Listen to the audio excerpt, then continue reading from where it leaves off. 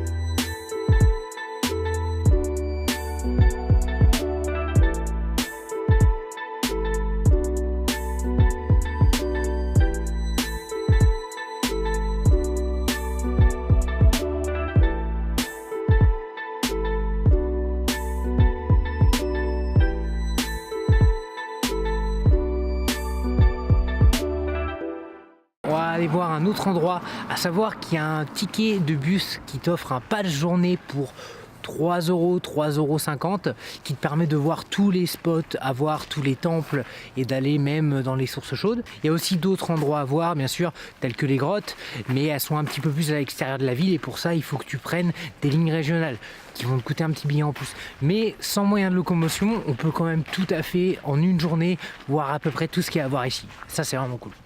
Ok, c'est parti, prochain temple. Comme d'habitude, bah faut grimper quoi. Y a rien qu'à niveau dans ce pays, y a rien. Mais rien que la marche est vraiment cool. Regarde ces arbres.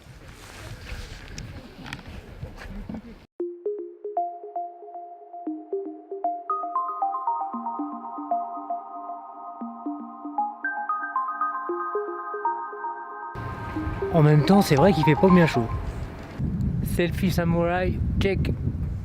Là, ça donne rien. J'ai un con, mais check quand même. Même de loin, hein, ça n'a pas l'air d'être génial non plus. Hein.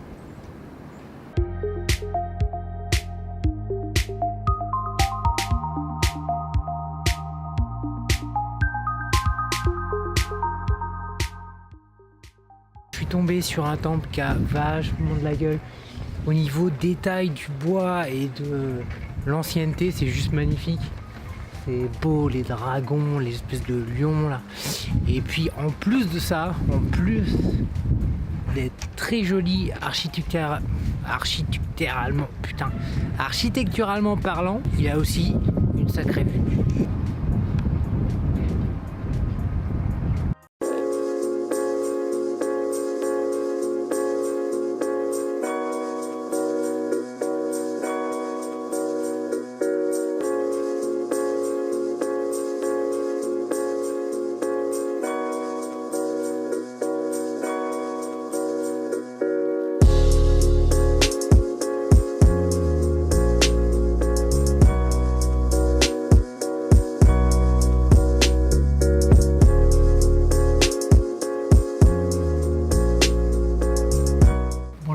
tout ça, les dragons, c'est bien beau, mais je suis très content que même ici, la France soit représentée.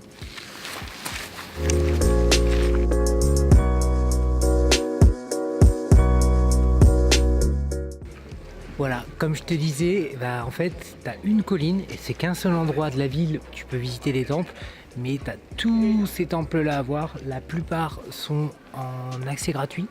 Il y a surtout 2 gros temples, dont un qui est juste derrière moi, où il y a forcément des frais d'entrée. Il y a celui-là et il y a aussi le Golden Temple, parce que c'est pour ça que j'ai appelé cette vidéo le petit Tokyo, c'est parce qu'il y a aussi un temple d'or ici. Je suis pas sûr de pouvoir filmer parce que normalement à l'intérieur t'as pas le droit de filmer, mais on va voir ce que je peux faire. Du coup j'avais bien visé juste que ça soit dans le musée ou dans le bâtiment qui est juste derrière moi. J'ai pas le droit de filmer parce qu'à l'intérieur du coup est abrité un temple dans un temple. Bon, ça, déjà c'est un concept, mais c'est surtout un temple qui est recouvert totalement de feuilles d'or, du coup qui est totalement protégé et qui en plus fait partie du patrimoine historique mondial depuis 2011.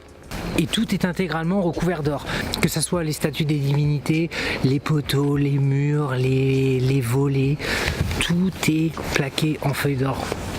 Ce temple-là a plus de 800 ans, mais rien n'a bougé. Il a été parfaitement, peut-être restauré, mais en tout cas, là, il est parfaitement conservé. C'est vraiment magnifique et je trouve ça même plus intéressant que celui de Kyoto parce qu'on voit vraiment les détails. Bon, il n'est pas en extérieur, il est derrière une vitre, mais c'est déjà assez fou, assez fou.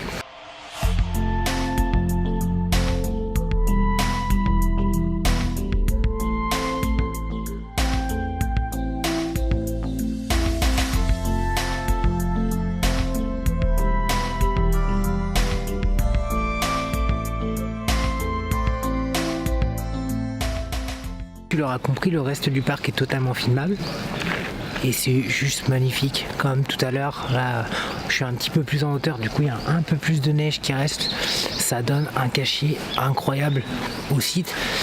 Les petits cailloux à la porte, c'est assez cool, je connais pas du tout la signification, c'est la première fois que je vois ça au Japon, je sais pas si c'est coutume ou pas, mais c'est vraiment stylé.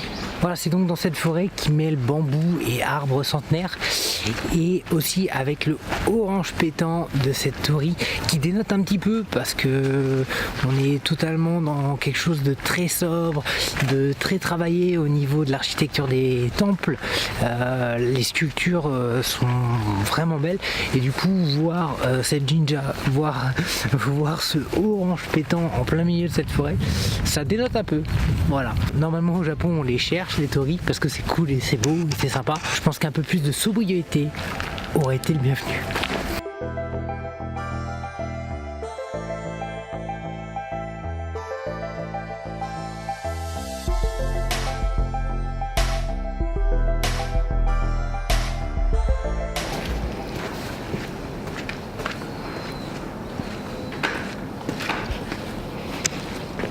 Alors je t'avoue que je connais pas du tout la signification de ces choses-là, mais en regardant, je me suis dit que ça pouvait correspondre à peu près au signe chinois. Parce qu'on a le tigre, la vache, le rat, le lapin, l'hippocampe. L'hippocampe, ça fait partie des signes chinois? Voilà, chose qui restera un mystère. Pour aujourd'hui, l'hippocampe, signe astrologique, j'en sais rien. Peut-être, peut-être pas. On va éviter de dire des conneries quand même. Voilà, c'était une très très bonne expérience. Ça faisait longtemps que j'avais pas fait du tourisme et même ça faisait longtemps que j'avais pas visité des temples et des choses comme ça parce que j'ai privilégié d'autres choses pendant mon voyage. J'essaie de te montrer des choses un peu différentes à chaque fois. Du coup, aujourd'hui, on s'est un petit peu plus concentré sur la culture. J'espère que ça t'a plu. En tout cas, moi, l'idée que j'avais eue, c'était d'essayer de montrer qu'il y avait d'autres choses en dehors de Tokyo, Kyoto, que des fois, il faut sortir un petit peu des tourist tours et des grosses villes et des endroits connus pour découvrir des petits endroits sympas en intimité, en toute intimité, parce que franchement j'ai pas croisé grand monde et ça a quelque chose de plus fort dans ton voyage. C'était un style un petit peu plus calme, un peu plus posé. Comme d'habitude, si t'as apprécié cette vidéo, petit pouce en l'air, ça fait plaisir. Oublie surtout pas de t'abonner si c'est pas déjà fait, active la petite cloche pour rien louper. Je te dis à bientôt pour une prochaine vidéo. Matane! Jusqu'au bye bye, on reste dans la sobriété. Faut pas oublier que c'est quand même quelque chose de religieux ici.